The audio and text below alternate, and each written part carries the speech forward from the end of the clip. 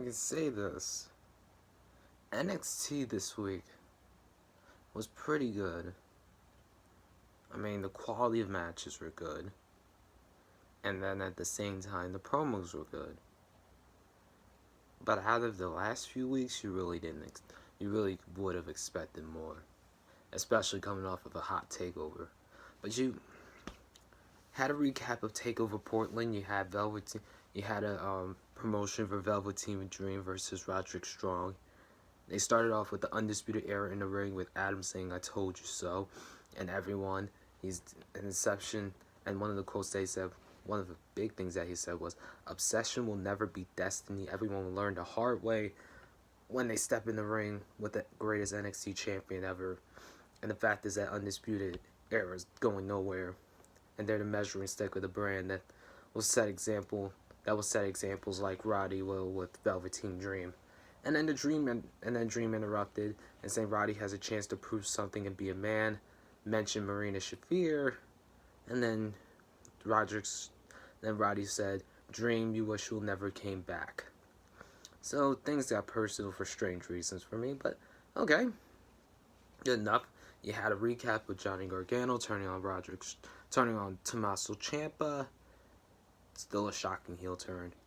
You had the NXT Cruiserweight title match between Lio Rush and Jordan Devlin. This was a good match with a great ending. It was the pace was nice, and then the final few minutes added good enough drama with Lio Rush and Jordan Devlin pulling out all the stops that they could. It was a great match. I thought, opening off NXT with that kind of match, and the Cruiserweight showing off in the way that they always do. It's a great way for those two to It's a great way for NXT to kick off in a way. And, Jordan winning, didn't have a problem with. I think it's not right for Lio Rush to win just yet. I think Jordan still needs time with the NXT Cruiserweight title to build himself up. You had a Dakota Kai and Raquel interview. Raquel said Tegan has got every opportunity and pushed Dakota aside. That's how she felt the same way at the Performance Center, so she feels for Dakota, and Dakota is an outcast. And then Dakota has Raquel's back, and then Regal interrupted to say there'll be a steel cage match between Dakota Kai and Tegan Nox in 2 weeks. Yeah, this is about to get fun. Tommaso Ciampa arrived. Kathy Poof, the last one, with Rhea Ripley, and she just basically said queens get nightmares, and Rhea got what she wanted. Yeah, she got her WrestleMania match. Austin Theory was set for a match, but Tommaso Ciampa came out, cut a bit of a promo saying, first of all, not tonight, and a part of him should have seen it all coming. Too focused, and he stopped paying attention to his surroundings, and the signs was an odd tag team reunion. He stopped listening to his voices, and one thing goes hand in hand with the NXT title, and it's Johnny Gargano. He's not asking why, because he knows why. So does Johnny, and then he punched Austin Theory, and if he gets his life back, the only way he can get his life back is without Johnny Gargano, there can be no Johnny Gargano in NXT. And then Austin Theory got destroyed because he was a stupid idiot. This was great. Tommaso Ciampa at his best. He's going psycho. Because, 1, he didn't get Goldie back. 2, Johnny turned on him, which he should have known, but didn't. 3, he's now possessed to get it back. He's now possessed. A man possessed to take out who he feels like is just in the way, which I can agree with. I can't wait for that match. Chelsea Green match tonight promotion. You had Finn Balor do a promo saying all the question, debate, the hype came short when they step up to Finn. He proved it at Takeover Portland next week. Watch his next move. Finn Balor rocks. Grizzled Young Veterans had a tag team match with Raul Mendoza and Joaquin Wilde.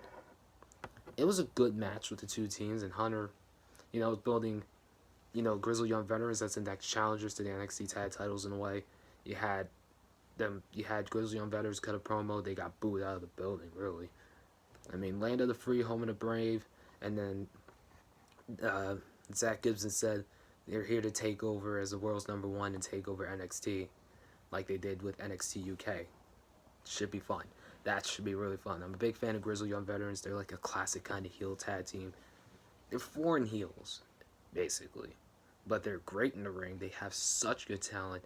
They're unbelievable. That's what I'm saying. You had, after a break, UK TakeOver Dublin's on April 26th. Make sure to subscribe to the network. Fine, I'll call them the Broserweights. They came out for a little bit of a promo. Matt Riddle's like, bro, where's the golf cart? Impound. New tag team champions. The celebration continued. They partied hard. Stallion Bro and Pete went hard. But the Stallion Cup got suspended for 30 days. Matt Riddle, you're funny as hell. You're funny as hell, Matt. Never change. And then Oney Lorcan, Danny Burch came out for their tag team match. It was a good tag match indeed. You know, some pretty good action.